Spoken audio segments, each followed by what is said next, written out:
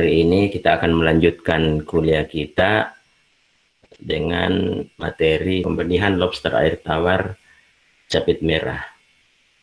Nah, sebelum kita lebih lanjut bicara pembenihan, tentunya kita harus mengetahui dulu bagaimana ciri-ciri untuk mengetahui jenis kelamin daripada lobster air tawar capit merah.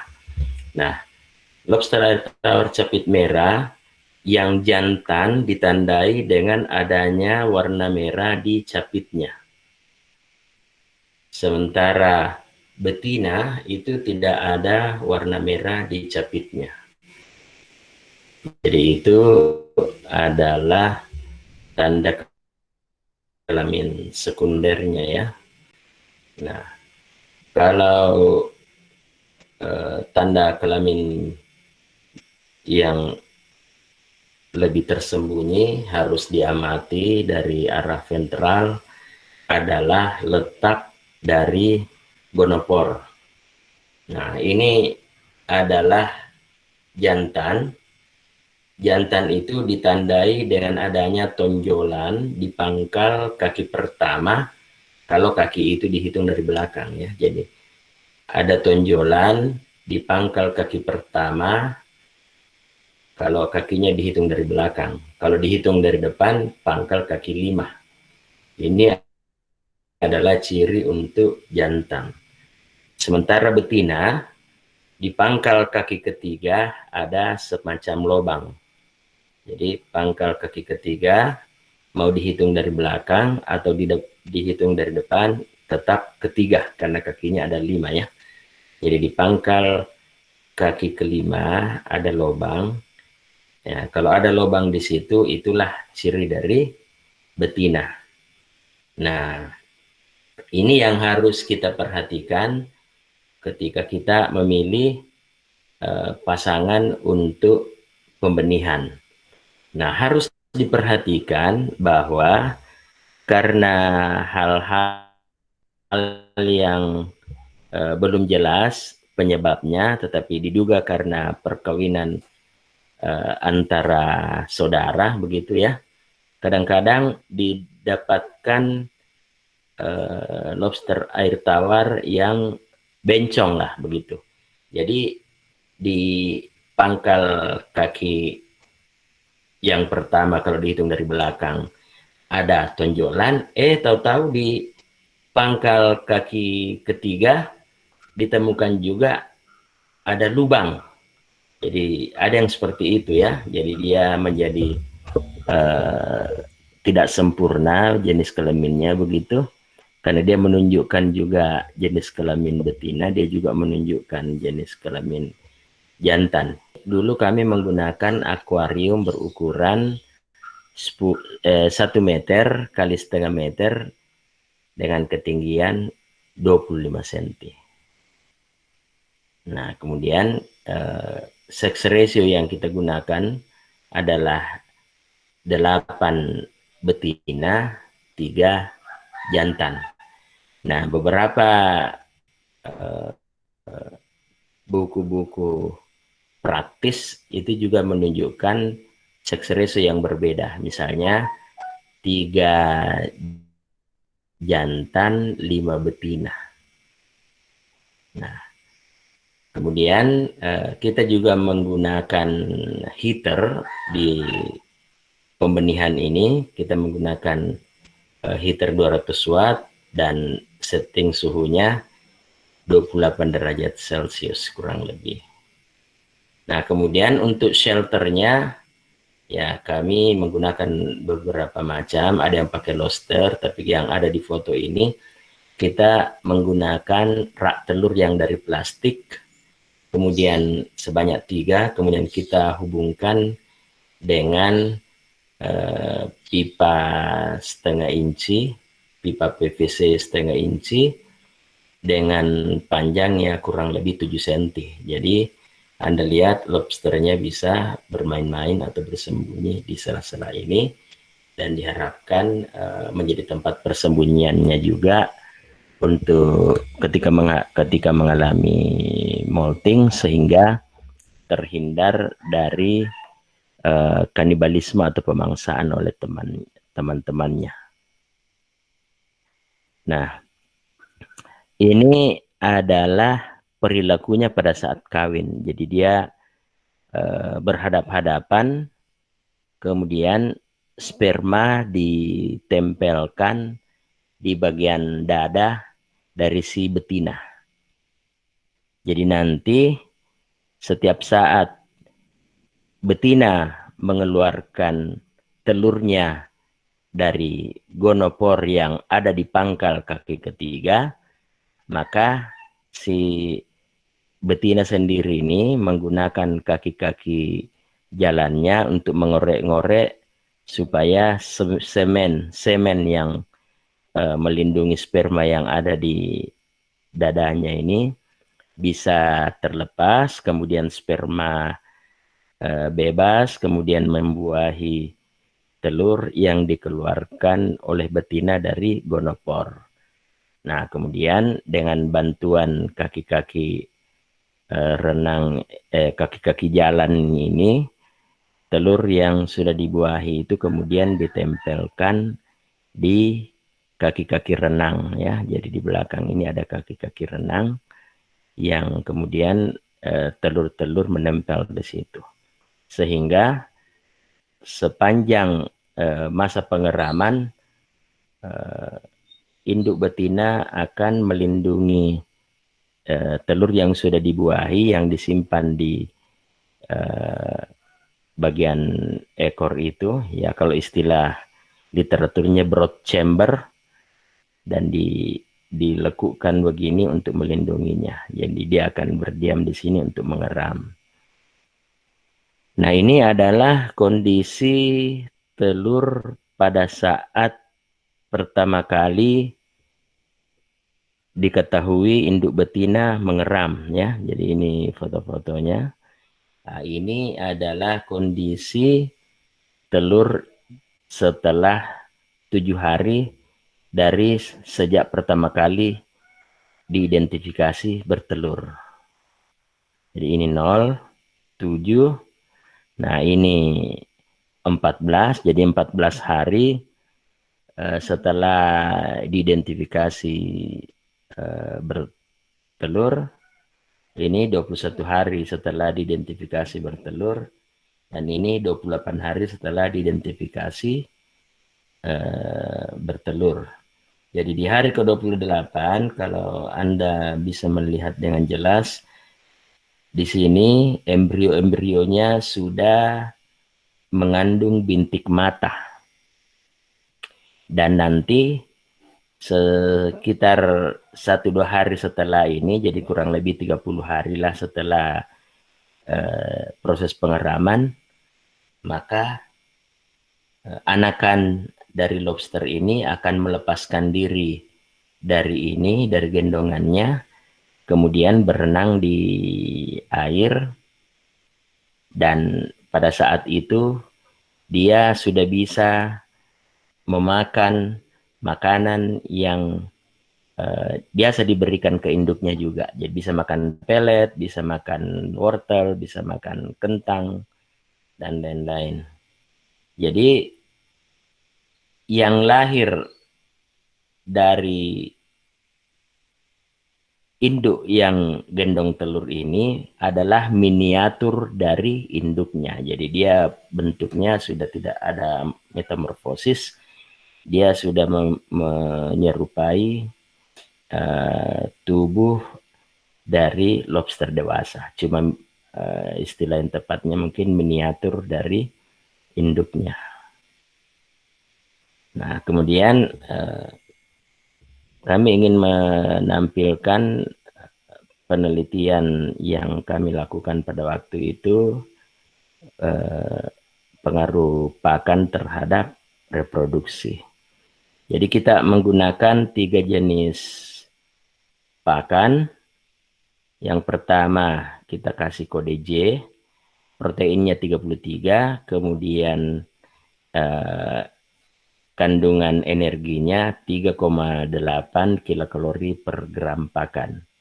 Kemudian pakan kedua Proteinnya kita naikkan jadi 36%, kemudian kandungan energinya kita tetap 3,8. Kemudian pakan yang kita kasih kode L, proteinnya 36%, kemudian kandungan energinya kita tingkatkan dari 3,8 menjadi 4,2. Nah, untuk mendapatkan protein 33% dengan kandungan energi 3,8 dan 4,2, kami menggunakan bahan-bahan seperti yang dapat Anda lihat ini. Jadi ada pakan komersial yang ditambah kasein dan gelatin untuk meningkatkan proteinnya. Kemudian untuk energinya ada fish oil, kemudian ada minyak jagung, top mix, dan sebagainya. Dan kemudian pakan yang telah jadi itu kita analisis proksimatnya dan ternyata tidak terlalu jauh dari rencana atau pakan yang jadi percobaan yang kita lakukan ya. Jadi misalnya kita inginkan 33, proksimatnya 33,1. Kita inginkan 36, proksimatnya 35,94. Ini kita inginkan 36, di sini 35,58.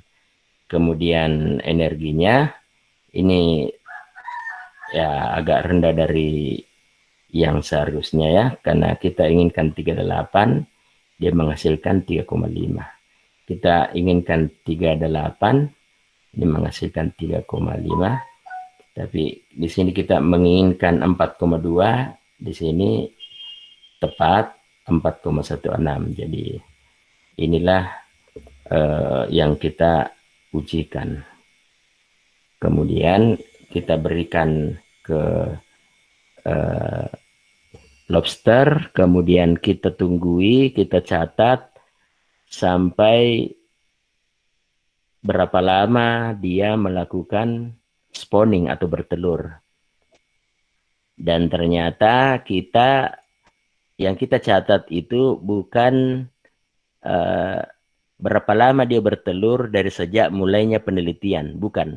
Yang kita catat adalah berapa lama dia bertelur lagi dari bertelur pertama setelah kita memberikan pakan percobaan.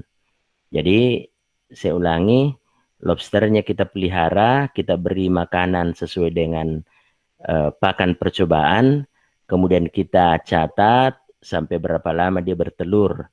Nah, dari dia bertelur, inilah yang kita catat sebagai hari pertama, kemudian kita tunggu atau kita catat sampai berapa lama lagi dia bertelur selanjutnya. Nah, dan ternyata setelah kita mencatat sekian lama, kita mencatat bahwa lama waktu yang dibutuhkan untuk menyelesaikan periode 2 kali bertelur berturut-turut itu dari 90 hingga 279 hari dengan rata-rata 175 hari. Nah, kemudian yang paling pendek durasi antar spawningnya itu dihasilkan oleh pakan J dengan protein 33% dan kalori 3,8. Tetapi hasilnya non signifikan. Namun jarak antara spawning ke molting, karena kadang-kadang polanya bukan spawning kemudian spawning, tetapi spawning, molting, baru spawning. Jadi energi yang diharapkan dimanfaatkan untuk reproduksi ternyata digunakan untuk growth atau tumbuh, ya. Nah, itu yang terjadi, sehingga ini menjadi lebih panjang ya. Nah, kemudian kita juga menemukan bahwa ada satu variabel yang disebut gonad somatic index yang didasarkan pada body weight ya. Jadi ini yang disebut dengan gonad ya. Jadi gonad somatic index adalah perbandingan antara berat gonad terhadap berat tubuh. Itu yang kita sebut sebagai gonad somatic index. Nah, ternyata yang paling tinggi dan signifikan adalah pakan L yang proteinnya 36 dan kalorinya 4,2 ya. Jadi kelihatan bahwa untuk mendukung pertumbuhan gonad yang terbaik adalah yang lebih tinggi proteinnya, karena yang lain hanya menggunakan 33 ya. Kemudian yang paling tinggi, yang lebih tinggi kandungan energinya, karena yang lain hanya 3,8, dia 4,2. Nah, kemudian yang kedua, jadi selain gonad somatic index, yaitu berat gonad ini terhadap berat tubuh, ada juga yang disebut dengan hepatosomatic index. Jadi ini jaringan yang coklat ini ketika kepalanya dilepas, ini yang disebut dengan hepatopankreas. Jadi kalau di hewan yang lebih tinggi tingkatannya atau manusia lah, ini sebenarnya ada dua organ, yaitu liver dan pankreas. Nah, tetapi di hewan yang tingkatannya lebih rendah, itu menyatu antara hepato, ya hepar lah, liver ya, dengan pankreas, dengan nama hepatopankreas.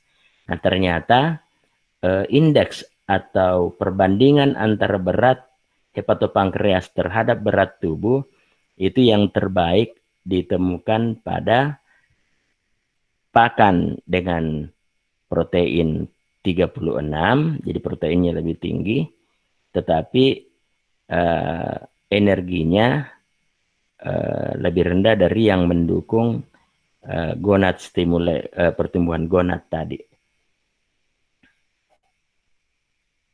Nah, sehingga berdasarkan beberapa kriteria-kriteria itu, maka dari penelitian sebelumnya, Rodriguez menemukan protein 33% dan 3,8 kilokalori.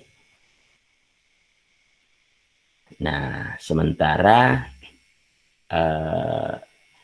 pakan L yang tadi ya, pakan L yang ini yang 36 dengan 4,2 itu yang memiliki GSIB yang terbaik, itulah yang kita bisa rekomendasikan juga sebenarnya, tetapi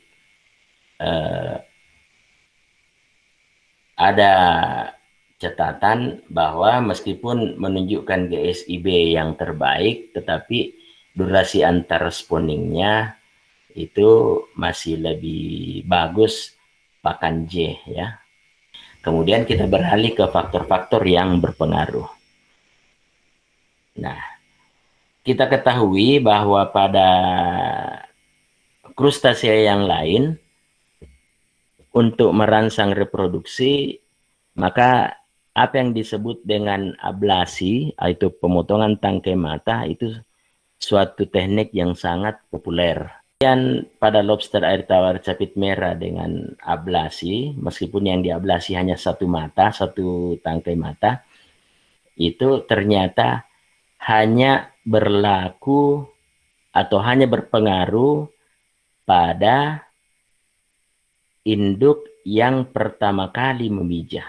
Nah, kemudian ada faktor yang perlu diketahui juga, di dalam pematangan gonad, bahwa di dalam pematangan gonad daripada krustase ada dua fase. Yang pertama fase yang disebut oogenesis, yaitu pembelahan meiosis, mitosis dari germ cell. Jadi ini boleh dikata ini pembentukan oosit ya, calon makhluk baru.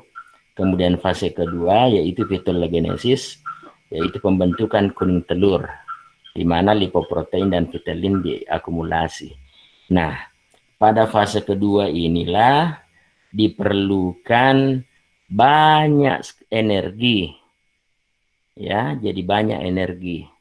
Nah, karena itu ini yang harus diperhatikan ya, banyak energi yang diperlukan. Karena banyak energi yang diperlukan, maka untuk mendukung pematangan gonad, kita harus memperhatikan kecukupan nutrisi dari induk. Nah, dalam konteks itulah maka untuk tujuan pematangan gonad kita harus memperhatikan pakan. Nah, ini ada beberapa poin-poin yang harus kita perhatikan, bahwa ovari atau gonad itu ya, telur itu, dilihat komposisi lipidnya, maka ditemukan ada omega 3, HUFA. HUFA ini singkatan highly unsaturated fatty acid. Kemudian ada omega 3 EPA, eicosapentaenoic acid. Kemudian ada DHA, docosahexaenoic acid, yang lebih tinggi di hepatopankreas. Dan ini ditemukan pada udang. Kemudian penelitian lain, pakan yang merangsang maturasi ovari adalah cumi-cumi dan cacing darah, karena banyak mengandung omega 3 dari HUFA ya, highly unsaturated fatty acid. Kemudian ALAVA, ada stagnasi perkembangan ovari yang diberi pakan bebas HUFA. Berarti ini highly unsaturated fatty acid itu sesuatu yang sangat penting perannya, karena ovarinya tidak berkembang kalau kita tidak kasih HUFA. Kemudian mengapa HUFA itu diperlukan? Karena dimanfaatkan untuk sintesis hormon dan pematangan oosit tahap akhir. Nah, itu. Kemudian EPA ya, ini digunakan untuk perkembangan ovari, sedangkan DHA untuk perkembangan awal. Jadi ini informasi ini memberikan kepada kita bahwa untuk mendukung reproduksi kita harus mempertimbangkan kehadiran asam-asam lemak yang masuk kelompok HUFA, DHA, EPA di dalam pakan. Sehingga ya mungkin kalau Anda ke pembenihan, Anda akan melihat bahwa pakan yang diberikan kepada induk yang diharapkan akan memijah itu adalah makanan mewah. Cumi-cumi, kepiting, ya, hati. Protein juga sangat diperlukan. Mengapa protein diperlukan? Karena pada saat maturasi gonad, proses sintesis protein itu sedang berlangsung. Penelitian-penelitian yang diarahkan untuk mendeteksi kebutuhan induk pada saat reproduksi itu biasanya menggunakan dua cara. Cara yang pertama melalui kandungan nutrisi pada telur. Cara yang kedua mengetahui kandungan nutrisi pada embrio ya. Jadi itu yang dilakukan dan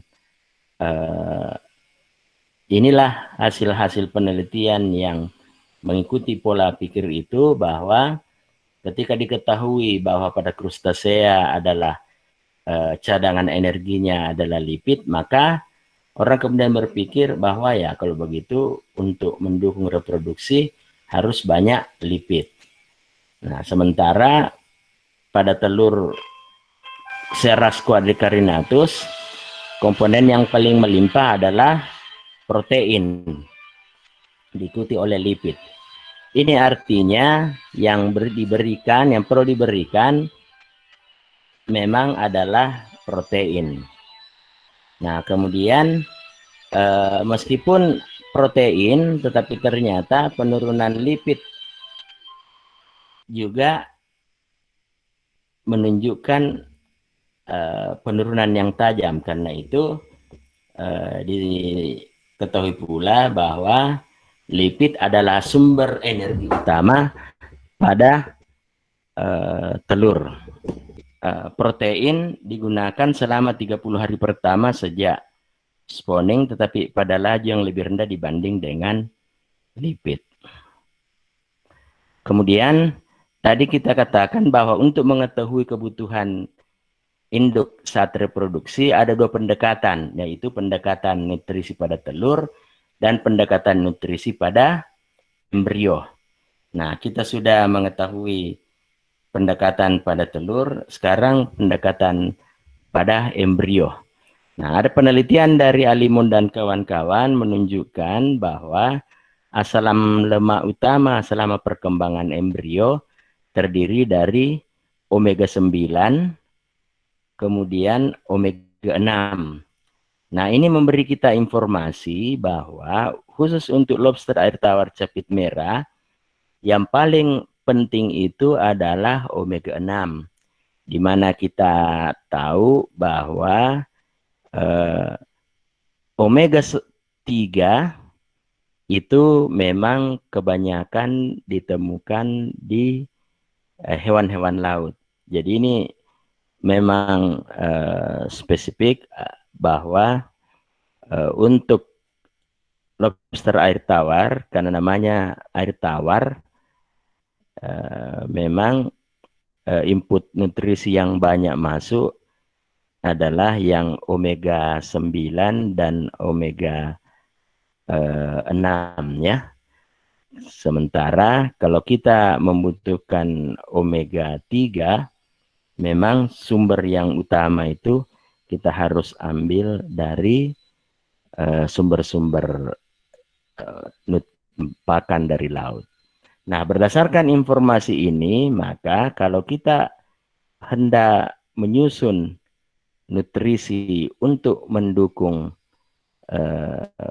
reproduksi dari lobster air tawar, maka kita harus memperhatikan penambahan asam minyak-minyak atau sumber-sumber lemak yang mengandung omega 6 dan omega 9 ya.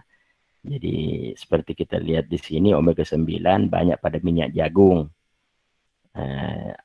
Ada juga di minyak ikan, ada di minyak jagung, ada juga di minyak ikan.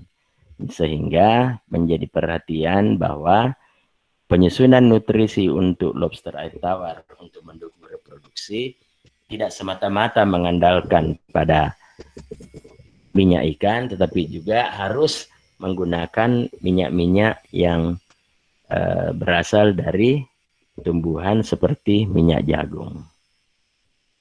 Nah, kemudian faktor lingkungan yang mempengaruhi reproduksi untuk pembenihan lobster air tawar. Tentunya faktor lingkungan yang paling besar pengaruhnya adalah suhu. Nah, suhu yang baik 24 sampai 30. Nah, tadi di pembenihan kita kasih heater, kita set 28 derajat Celcius. Itu masuk dalam kisaran optimum. Nah, ini 24 sampai 30, ukuran komersial 50 sampai 100 gram itu dicapai sekitar 7 bulan. Nah, kemudian untuk juvenil ya 24 sampai 28. Kita set akuarium pembenihan tadi 28 derajat Celcius. Nah, di bawah 20 derajat terjadi penurunan pertumbuhan, tapi di atas 34 juga akan terjadi penurunan. Kemudian kalau di atas 34, kelangsungan hidup akan menurun. Nah, untuk embrio yang baru menetas, laju pertumbuhan maksimum itu dicapai pada suhu sekitar 30. Sedangkan suhu 15 adalah suhu letal. Jadi tadi itu untuk pembenihan kita set 28.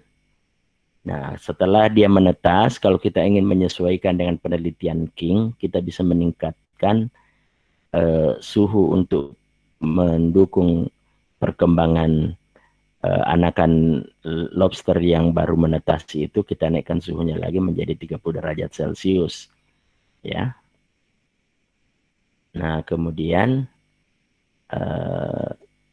konsentrasi oksigen, ya ini juga tambahan bahwa dia bisa mentolerir oksigen yang rendah, kemudian alkalinitas dan kesadahan 20-300 ppm dan pH 6,5 sampai 9.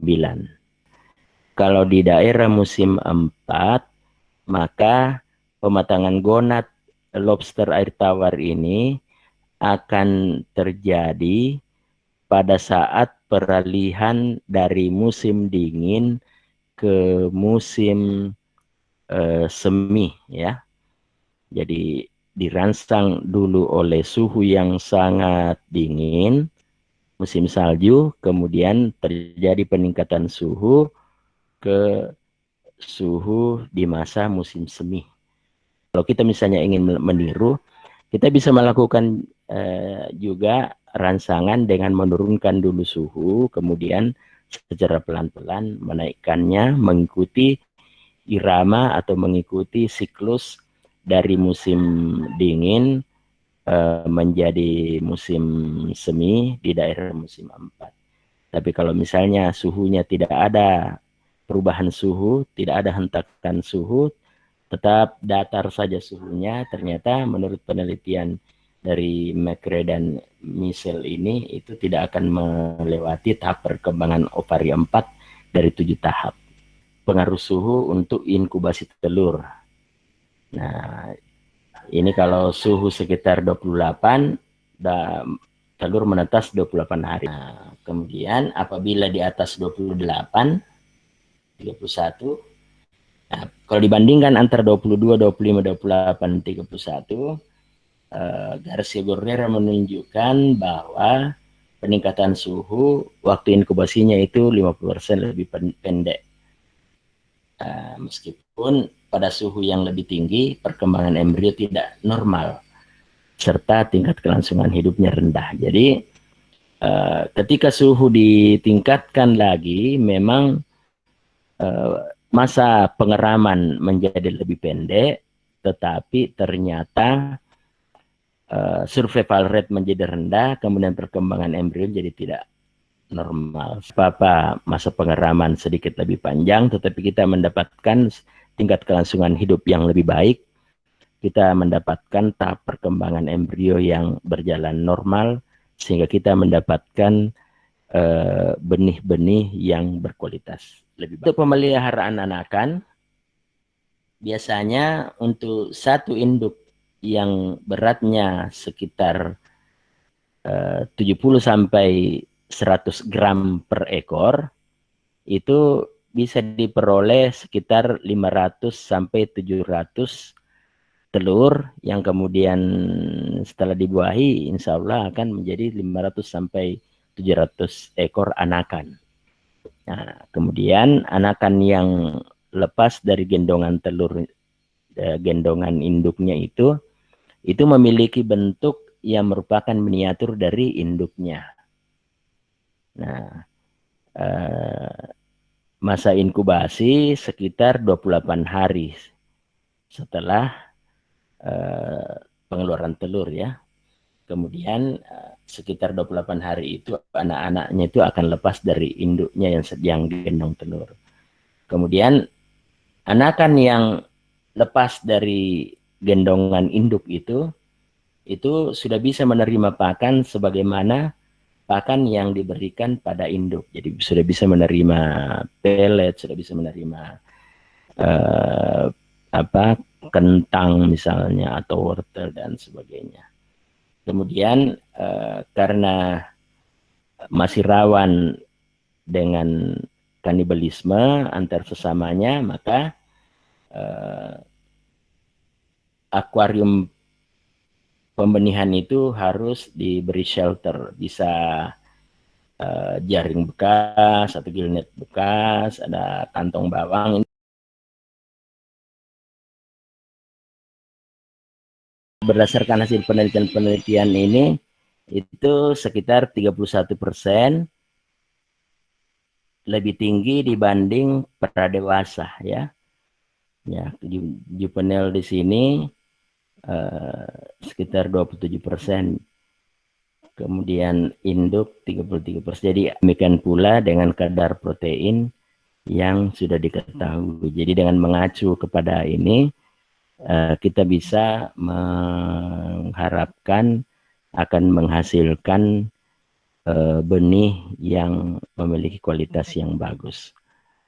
Nah, sebagai penutup, saya sampaikan bahwa pembenihan lobster air tawar capit merah relatif lebih mudah karena embrio tidak melewati fase larva yang memerlukan penanganan dan peralatan hatchery yang canggih. Anakan yang lepas dari induk yang gendong telur merupakan miniatur induk yang makanannya sudah bisa menerima makanan untuk yang diberikan kepada dewasa. Tantangannya adalah mempertahankan survival rate karena kanibalisme semasa molting menjadi tantangan. Jadi itu metode pembesarannya ya, meskipun mungkin agak sulit, tapi sistem battery di mana satu kompartemen diisi satu ekor itu bisa menjamin survival rate yang lebih bagus. Kemudian induk betina spawningnya itu bisa mengikuti pola spawning lalu spawning lagi, atau bisa juga mengikuti pola spawning baru molting baru spawning. Nah, kemudian pemberian pakan berkualitas yang diharapkan untuk mendukung maturasi gonad agar bisa reproduksi lagi ternyata digunakan untuk growth pada pola spawning molting